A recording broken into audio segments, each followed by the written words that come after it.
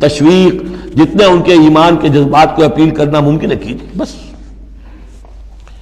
وَاتْلُ عَلَيْهِمْ نَبَأَ ابْنَيْ آدَمَ بِالْحَقِّ، اب یہ معاملہ ہو رہا ہے قتل ناحق کے سلسلے میں، ملک میں فساد مچانے کے سلسلے میں، چوری ڈاکے کے سلسلے میں، کیا ان کی اہمیت ہے، کیا اس کے پھر سزائیں ہیں۔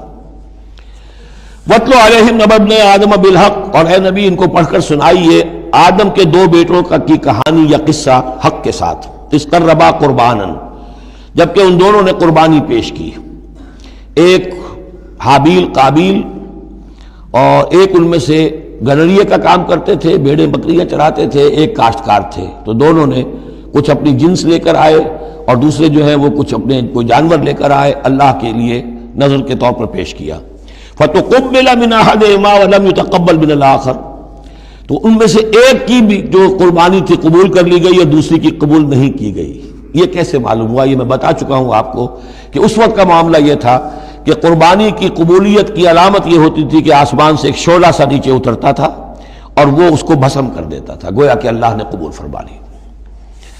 قَالَ لَأَقْتُلَنَّكَ، اب جس کی یہ قبول نہیں ہوئی تھی اس نے کہا اپنے بھائی سے جس کی قبول ہو گئی تھی، حسد کی آگ میں جل کر میں تمہیں قتل کر دوں گا۔ قَالَ إِنَّمَا يَتَقَبَّلُ اللَّهُ مِنَ الْمُتَّقِينَ، انہوں نے کہا بھائی جان اس میں میرا کیا قصور ہے، یہ تو اللہ تعالیٰ کا قاعدہ ہے، قانون ہے، وہ صرف متقیوں ہی سے قبول کرتا ہے۔ لَئِن بَسَطْتَ إِلَيَّ يَدَكَ لِتَقْتُلَنِي، اگر آپ اپنا ہاتھ بڑھائیں گے مجھ پر، چلائیں گے مجھے قتل کرنے کے لیے، مَا أَنَا بِبَاسِطٍ يَدِيَ إِلَيْكَ لِأَقْتُلَكَ، تو بھی میں اپنا ہاتھ نہیں چلاؤں گا، نہیں بڑھاؤں گا کہ آپ کو قتل کروں، یعنی یہ ایک طرفہ قتل ہوگا آپ کا۔ انی اخاف اللہ رب العالمین، مجھے تو اللہ کا خوف ہے جو تمام جہانوں کا پروردگار ہے۔ انی ارید ان تبوء باسمی و اسمک، اور پھر میں چاہتا ہوں کہ اگر آپ مجھے قتل کر ہی دیں، اس انتہا تک پہنچ ہی جائیں، تو آپ اپنے گناہ کا بھی بوجھ اپنے سر لیں، میرے گناہ کا بھی بوجھ لیں۔ جو ناحق مقتول ہے اس کے تو گویا کہ تمام گناہ اس قاتل نے اپنے سر پر لے لیے، تو میرے تو گھاٹے کا سودا نہیں ہے۔ What do I stand to lose؟ آخر میری کوئی خطائیں ہیں، میری کوئی غلطیاں ہیں، کوئی گناہ میں نے کیے ہوں گے، اگر آپ ناحق مجھے قتل کریں گے تو میرے ان تمام گناہوں کا وبال آپ کے سر آ جائے گا، تو مجھے تو کوئی نقصان والی بات نہیں۔ انی ارید ان تبوء باسمی و اسمک فتکون من اصحاب النار، اور یہ ہوگی سخت ترین سزا میری طرف سے آپ کو کہ پھر آپ ہو جائیں گے جہنمی، وذالک جزاء الظالمین، اور یہی بدلہ ہے ظالموں کا۔ فطوعت لہ نفسہ قتل اخیہ، اب اس کے نفس نے آمادہ کر ہی لیا اسے اپنے بھائی کے قتل پر، یعنی ان الفاظ میں بٹوین دی لائنز یوں سمجھیے کہ ہے اس کے اندر بھی وہ تو رہتا ہے نا حق اور باطل کی ایک کشاکش اور نیکی اور بدی کا غلبہ، قتل کروں یا نہ کروں، آخر بھائی کی باتیں بھی آئی ہیں، وہ دل نشین ہے، لیکن یہ کہ نفس جو ہے اس وقت اس کے اندر جو بھی شیطنت گھسی ہوئی تھی، اس نفس نے اسے آمادہ کر ہی لیا اپنے بھائی کو قتل کرنے پر، فقتلہ، تو اس نے انہیں قتل کر دیا، فاصبح من الخاسرین، ہو گیا تباہ ہو جانے والوں میں۔ فبعث اللہ غرابا یبحث فی الارض، یہ پہلا خون ہے جو نسل آدم میں ہوا ہے، تو اللہ تعالیٰ نے کوے کو بھیجا، وہ زمین کو کریج رہا تھا۔ اب اسے قابیل کو یہ سمجھ میں نہیں آ رہا تھا کہ میں کیا کروں، ابھی لاش جو ہے بھائی کی اس کو کیسے ڈسپوز آف کروں، تو اللہ تعالیٰ نے ایک کوے کو بھیج دیا، وہ زمین میں جیسے آپ کو معلوم ہے چونچے مارتا ہے، اس میں سے کچھ دانے نکالتا ہے، وہ دیکھا، یبحث فی الارض لیریہ، تاکہ اللہ اسے دکھا دے کیف یواری سوءۃ اخی، کہ اپنے بھائی کی لاش کو کیسے چھپائے۔ قال یا ویلتی عجزت ان اکون مثل ھذا الغراب، اس نے کہا ہائے میری شامت، میرے اندر اس کوے جیسی بھی عقل نہ تھی، نہ ہوا میں اس کوے جیسا بھی کہ مجھے یہ بات خود سوچ جاتی، فواری سوءۃ اخی، اور میں اپنے بھائی کی لاش کو چھپا دیتا، فاصبح من النادمین من اجل ذلک، اس چیز پر اس کے اندر بڑی شدید ندامت پیدا ہو گئی۔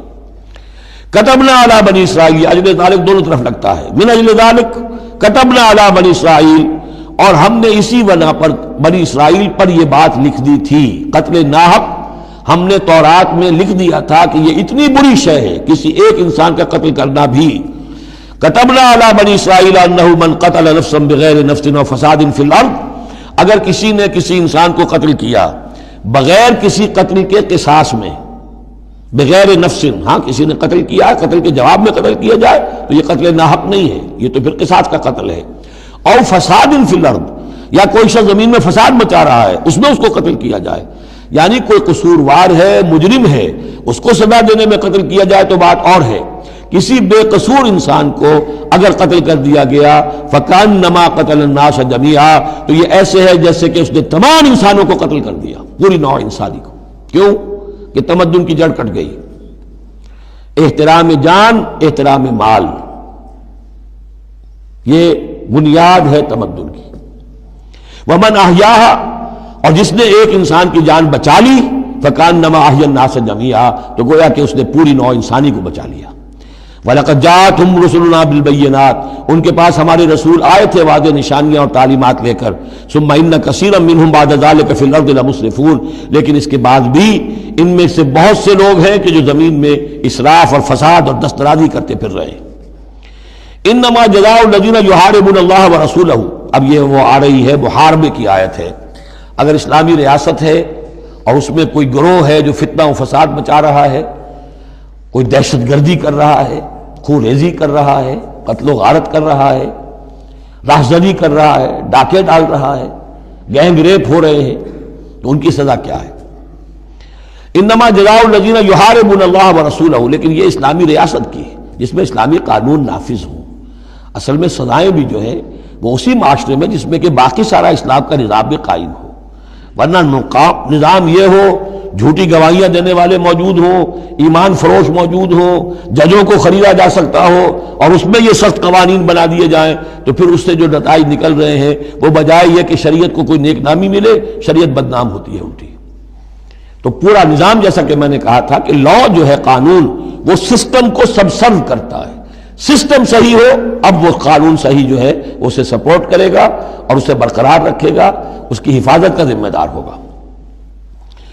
انما جزاء الذین یحاربون اللہ ورسولہ، یقیناً بدلہ ان لوگوں کا کہ جو محاربہ کرتے ہیں، چیلنج کرتے ہیں اللہ کو اور اس کے رسول کو، یعنی اسلامی ریاست کو، وَيَسْعَوْنَ فِي الْأَرْضِ فَسَادًا، اور زمین میں وہ فساد مچاتے پھرتے ہیں، أَن يُقَتَّلُوا، کہ انہیں قتل کیا جائے، بلکہ یقتلوا نہیں ہے، یقتلوا، ان کے ٹکڑے کیے جائیں، تقتیل، یقتلوا تقتیلا، اور یسلبوا، یا انہیں سولی چاہا جائے، اور تقطع ایدیہم وارجلہم من خلاف،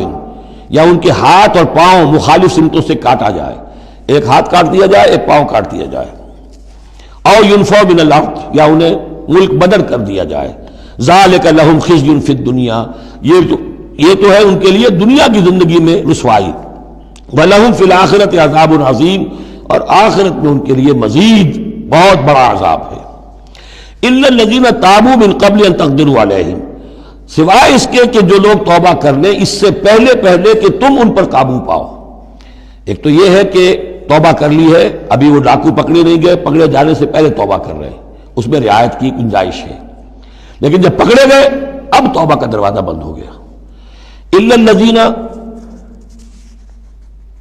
تابوا من قبل ان تقدروا علیہم، سوائے ان کے کہ جو توبہ کر لیں اس سے پہلے کہ تم ان کے اوپر قابو پاؤ، فاعلموا ان اللہ غفور الرحیم، تو ان کے ساتھ نرمی کی جا سکتی ہے، تو جان لو کہ اللہ تعالیٰ غفور اور رحیم ہے۔ یہی معاملہ کیا تھا حضرت علی رضی اللہ تعالیٰ عنہ نے خوارج کے ساتھ، کہ اگر تم اپنے غلط عقیدے پر قائم رہو میں تمہیں کچھ نہیں کہوں گا، لیکن تم اگر خون ریزی کرو گے، قتل و غارت کرو گے، تو پھر ظاہر بات ہے کہ میں تمہارے ساتھ رعایت نہیں کر سکتا، محض عقیدے کی حد تک میں تمہیں کچھ نہیں کہوں گا۔